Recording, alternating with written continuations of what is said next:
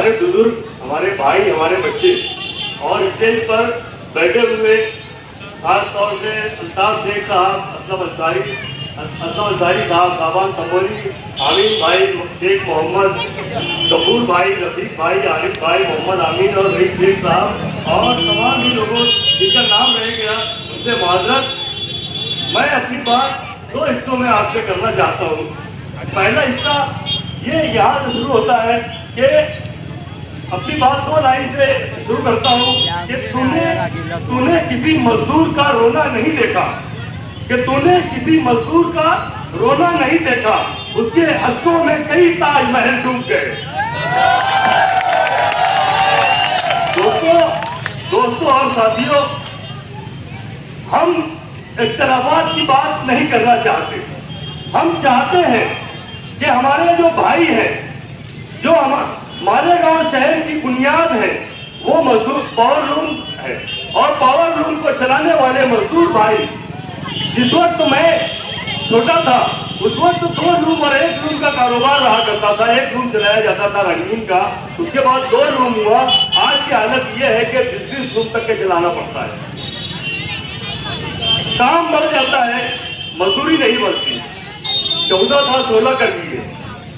मतलब मेरा बताने का ये है कि एक नौजवान लड़का जब लूम चलाने के लिए सुबह 7 बजे अपने घर से निकलता है तो शाम के 7 बजे तक वो अपनी कैद व बंद की सोबतें झेलता है, लूम में परेशान रहता है, कामकाज करता रहता है, लेकिन उसका पुरसान हाथ कोई नहीं।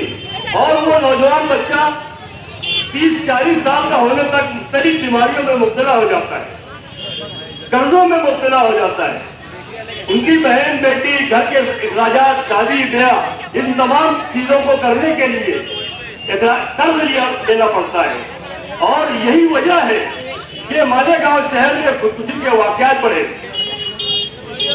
ऐसा न हो, इसके लिए हम लोग चाहते हैं कि जो कारखानादार है उसमें 2 किस्म के कारखानादार है। एक मास्टर व्यूअर हुआ करता है और एक किराए की भीम यानी भाड़े की भीम चलाने वाला होता है। लेकिन मजदूर एक ही होता है, कारखानेदार कोई भी हो, मजदूर एक ही है, क्योंकि उसको ही मेहनत करना है।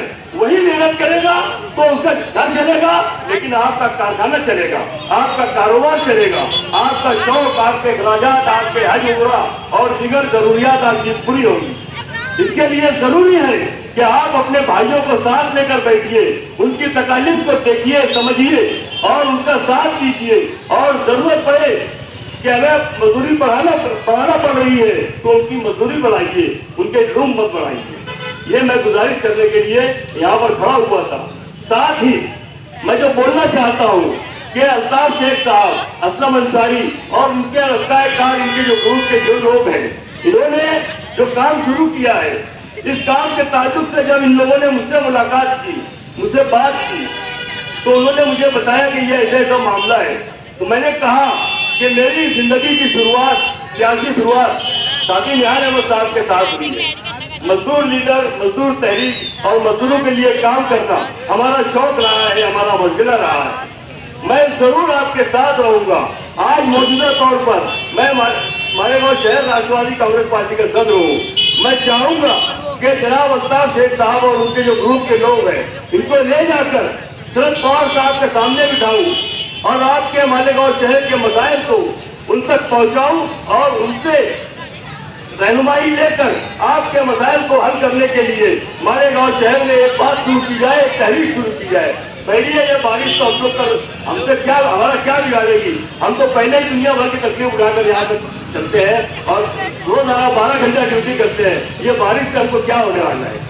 दूसरी बात यह है कि मालेगांव शहर की जो सियासत है, वो सियासत सिर्फ अभी जैसे दिनेश ठाकरे साहब ने कहा कि वक्त के बात है तो मालेगांव शहर में सियासत, मालेगांव शहर की जो सियासत है वो सिर्फ मजहबी तौर पर है। एक लोग इस्लाम पार्टी ले आए, एक MIA all India women conference ले आए। तो मैं चाहूंगा कि मालेगांव शहर की सियासत मजदूरों के ताल्लुक से बात करे, मजदूरों के लिए आवाज उठाए, मजदूरों के साथ चले।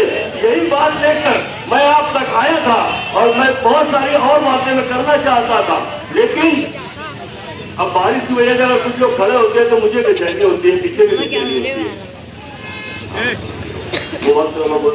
तो मैं अपनी बात ये करना चाहता था कि मालेगांव शहर में हमें जन्म दाखिले की जो सियासत है, झोलपट्टी की सियासत है, 178 की झोलपट्टी उखड़ने की सियासत है, एक दूसरे पर इल्जाम लगाने की जो बात है, एक दूसरे को रुसवा करने की, एक दूसरे के वीडियो कार्ड वायरल करने की जो बात है, ये तमाम ऐसी बातें हैं जिसका ताल्लुक हमारे पेट से नहीं है, हमारे पेट से, हमारे घर से नहीं है। तो मालेगांव शहर के जो सियासी लोग हैं, मालेगांव शहर राष्ट्रवादी कांग्रेस पार्टी आज इस बात का ऐलान करती है कि हम हर वार्ड में, हर जगह अपना नुमाइंदा खड़ा करेंगे और आप तक आपकी बातें आपके तक पहुंचाएंगे और आपका कायम रखेंगे। इसके लिए हम कोशिश करेंगे। इतना ही बोलते हुए मैं अपनी बात खत्म करता हूँ। जय हिंद, अल्लाह हाफिज। लोक सेवा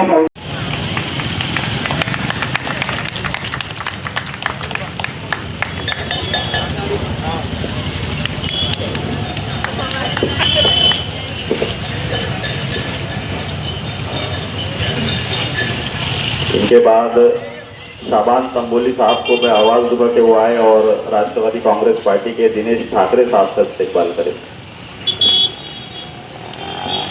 तालियों के साथ इस्तेकबाल करें भाई। ये आए हुए मेहमान हैं, ये हमारे लिए आए और हमारी लड़ाई लड़ने के लिए आपके बीच में आए हुए हैं।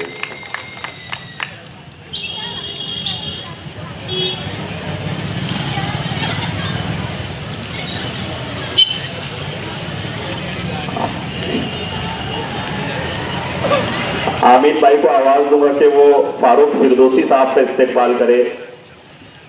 तालियों के साथ इस्तेकबाल करे भाई।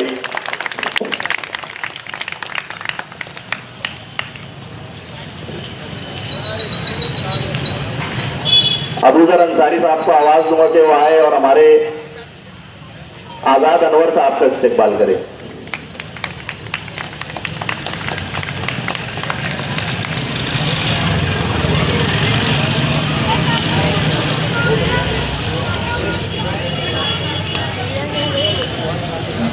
शोएब भाई को आवाज दूंगा कि वो गफूर भाई का इस्तेकबाल करे।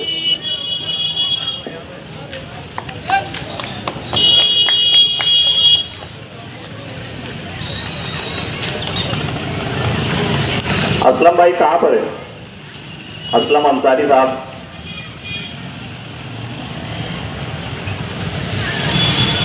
को आवाज दूंगा कि वो आए और मौलाना मुजद्दिदी का इस्तेकबाल करे।